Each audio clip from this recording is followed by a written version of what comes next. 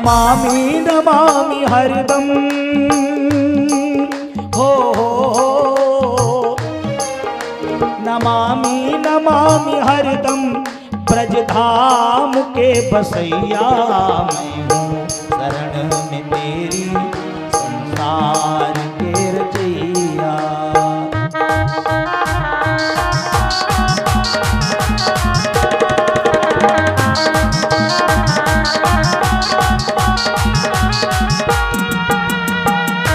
मेरी अरदास सुन लीजिए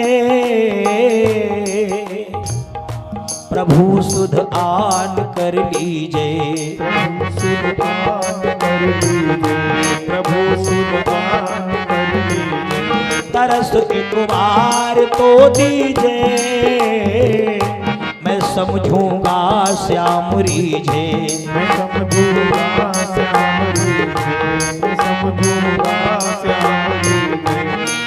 पावन पतित को करना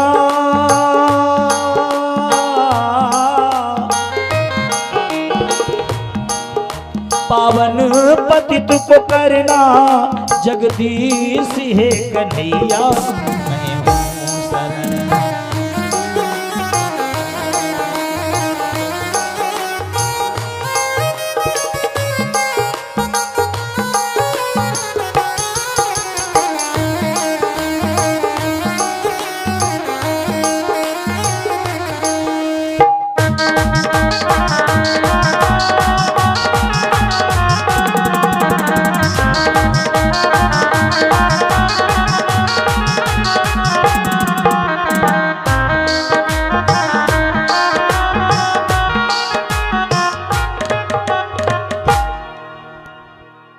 ये भैया जैसे ही निवेदन किया भगवान मछली के रूप में आए और राजा शत्रुघ्न की नाव को डगमगाती हुई नाव को जल से पार किया, भव से पार किया। भगवान उसी की मदद करते हैं जो जीवन में कभी असत्य नहीं बोलता। ये आपने सुना मत्स्य अवतार। अब हम एक कहानी में आपको भगवान के 3 अवतार बताए दें। ये मत सोचना मैं 2-2 मिनट में ही आपको देखो पूरे अवतार बताऊंगा, ताकि आपको पता तो चले कि कौन सा अवतार किस कारण हुआ, फिर आपको कृष्ण अवतार तक पहुंचाऊंगा ताकि आपको कथा का पूर्ण लाभ मिल सके। हम यहाँ मौज मस्ती मनोरंजन करने नहीं आए हैं। देखो एक ही कहानी में भगवान के 3 अवतार हो गए। वो कौन सी कहानी है? समुद्र मंथन। देवताओं दैत्यों के युद्ध में देवता हर बार हार जाए। देवता सरल सीधे सज्जन देवताओं का लक्षण है, जिसमें सरलता है, सौम्यता है, सज्जनता है, सबका आदर जाने, सबसे मीठी वाणी बोले, ये देवता। तो हर बार देवता हार जाए, निशाचर जीत जाए। देवताओं ने आपातकालीन बैठक की, गोष्ठी की, कहा कि हम बलवान कैसे बने। तो एक ने कहा समुद्र में 14 रत्न है, उनमें एक अमृत है, निकालो बलवान हो। इतनी बड़ी भैया मथनिया कहाँ मिलेगी? तो मंदराचल पर्वत बोला मैं हूं ना, मुझे मदद मिले। ठीक। इतनी बड़ी रस्सी कहाँ? बासुकी नाग ने कहा हमें रस्सी बनाओ, हम है ना, लियो। बासुकी नाग रस्सी बन गया, मंदराचल पर्वत मथनिया बन गया। देवता बोले अब भी काम बड़ा है, पावर ज्यादा जरूरत है। तो निशाचर बोले भैया बंटवारा आइटम हमें देना, हम साथ मदद करें। बोले आ जाओ।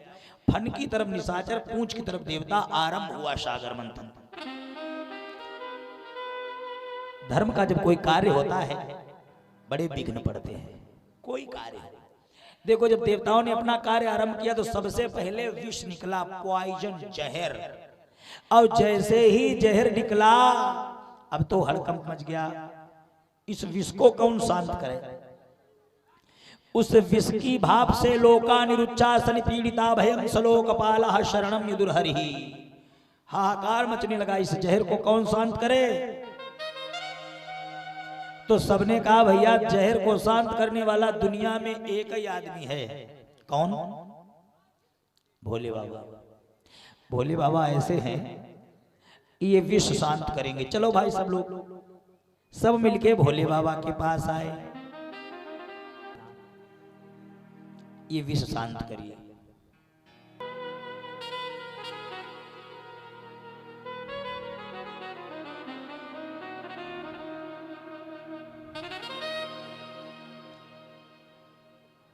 भोले बाबा ने लगाया ध्यान और अपने हृदय में राम जी को प्रकट कर दिया।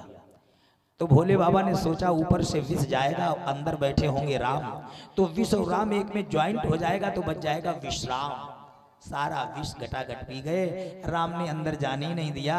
तो इनका एक नाम पड़ गया नील कंठ, क्योंकि कंठ में विष्णु का, ये भगवान शिव का नाम। सबसे पहले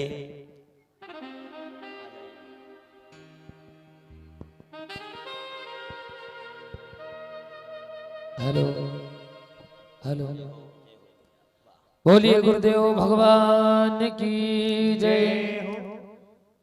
हरि ओम। ध्यान मूलम गुरु मूर्ति पूजा मूलम गुरुवदम मंत्र मूलम गुरुर्वाक्यम मोक्ष मूलम गुरु कृपा।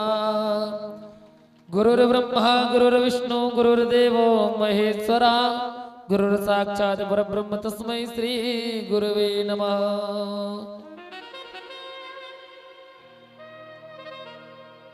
बोलिए गुरुदेव भगवान की जय। बोलिए व्यास जी महाराज की जय।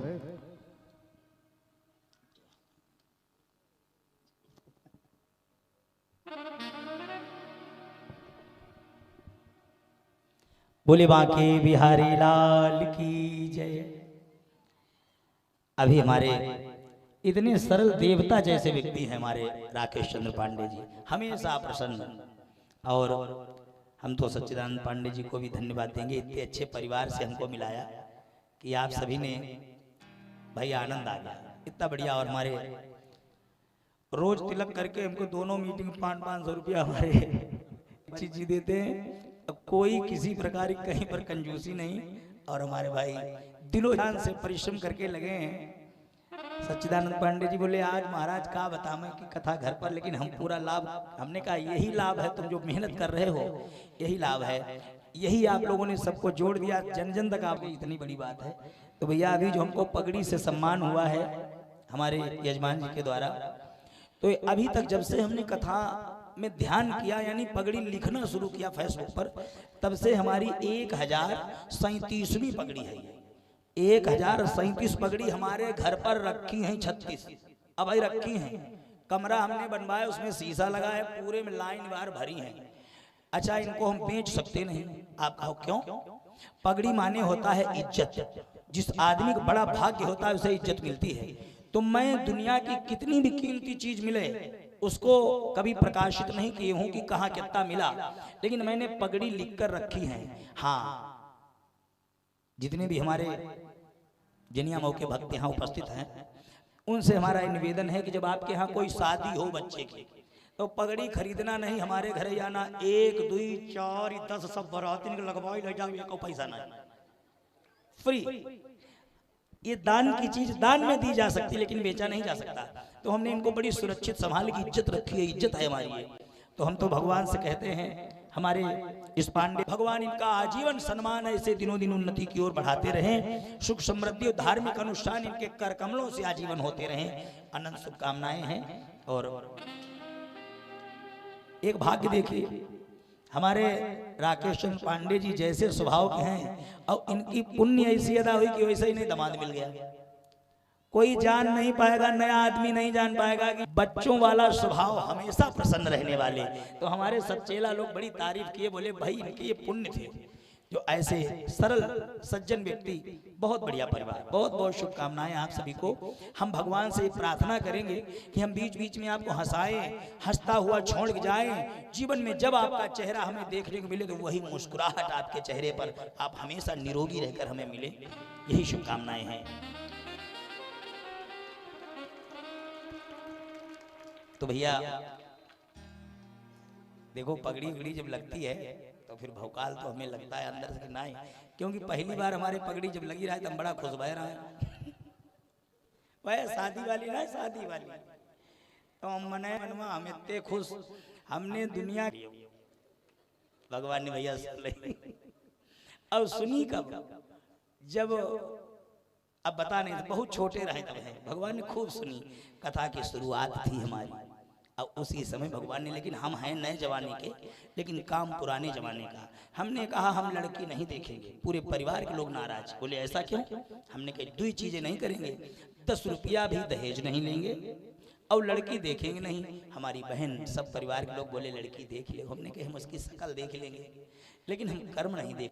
तो नसीब में लिखा हो, हम इकट्ठे सब जाएंगे तब देखेंगे भैया सबके संगम, बाकी हम देखेंगे नहीं। हमने देखा नहीं देखा, जयमाला। फिर हमने कहा जो तुम भगवान नहीं तो हम फिर मंच पर ये थोड़े तुमसे कहते कि रंग रूप ईश्वर के दिया, कर्म अपने बनाए हुए होते, तुम कैसे बोल पाते जब हम देखे? तो हमने देखा ही नहीं। लेकिन अब अपने अन्य जब काम होता है परसों इनके लिए हम देखन जाइए, वो परसों इन्हों के हम नहीं करवाई, जे नाई देखन गए हमें देखे आए, अपनी नाई देखी लेकिन इनकी हम देख के प्रभात ढोलक मास्टर अब जय प्रसाद पवन माने, अगली बार इनका नंबर अब इनका लग गया है। सब लाइन बार इनके घर नहीं जाते हैं, ब्याह वाले इनके बाप के पास जाएंगे, वे हमारे पास भेजेंगे। पूरी जिम्मेदारी हमारी भाई। 1-2 वर्ष से नहीं है, जे जिंदगी में जब मिलोगे जय बच्चा मिलेंगे। 14-13-14 साल हो गया है। लॉकडाउन में जब आदमी बैठा होता है तब कोई खर्चा नहीं देता। हमने अपने बच्चों को फोन करके कहा, हम कहीं उतना ही जलवा उड़े जितना मेहनत करते थे तब। हम बैठे हैं, जितना मन हो खर्च करो। तेज सहयोग में आपके पैसे कमी नहीं हुए, बैठे बैठे दूंगा तुम्हें, चाहे जितने दिन का लग जाए। तो ये तो ऐसे हमारे अंग हैं, तो हमको इनकी बाजे हृदय से साथ जुड़े हैं, ये हमारे लिए पूरी जिम्मेदारी देखते हैं। तो भैया सबसे पहले भगवान जब मंदराचल पर्वत जल में डूबने लगा तब कछुआ बनकर आए और अपनी पीठ पर मंदराचल पर्वत को धारण किया, इसलिए भगवान को कच्छप अवतार लेना पड़ा। बोलिए कच्छप भगवान की। इसी कहानी में भगवान का एक अवतार और हो गया। अमृत का कलश हाथ में लेकर प्रकट हुए। उनका त्योहार हम तुम आज भी मनाते हो। क्या कहते हो? ना सोना चांदी भैया ले पाएंगे, चलो एक चम्मच ही खरीद लें यहाँ धनतेरस से। तो उस दिन कौन आया था? भगवान धनवंतरी। बोलिए धनवंतरी भगवान की। इसी कहानी में भगवान ने तीसरा अवतार लिया। देवताओं को अमृत और निशाचरों को शराब पिलाने के लिए भगवान ने एक दिव्य रूप लिया, जिनका नाम पड़ा मोहिनी अवतार। बोलिए मोहिनी भगवान की। तो एक कहानी 3 अवतार आपने सुने। अब अगली रोड पर जहां पर आज भी नरसिंह, और देखो घर के बाबा जी, यूपी के राजा बाबा योगी आदित्यनाथ जी, इनका धार्मिक स्थल पर अगर कहीं नजर पड़ गई, धर्म का स्थल है, तो वो एक बार चमक जरूर जाएगा। अभी तक कोई नहीं जान पाता था कि कहां पर प्रहलाद कुंड है, लेकिन अब जाओ हमारे सांडी रोड पे जाओगे तो दूर से लिखा प्रहलाद कुंड, नरसिंह भगवान लिए गोदी में प्रहलाद को बैठे हैं। तो ये हमारे हरदोई का अवतार नरसिंह हुआ। कृष्णाम आज भी अमर है, महेंद्र पर्वत पर बैठे तपस्या कर रहे हैं। अच्छा कुछ लोग पंडित परशुराम को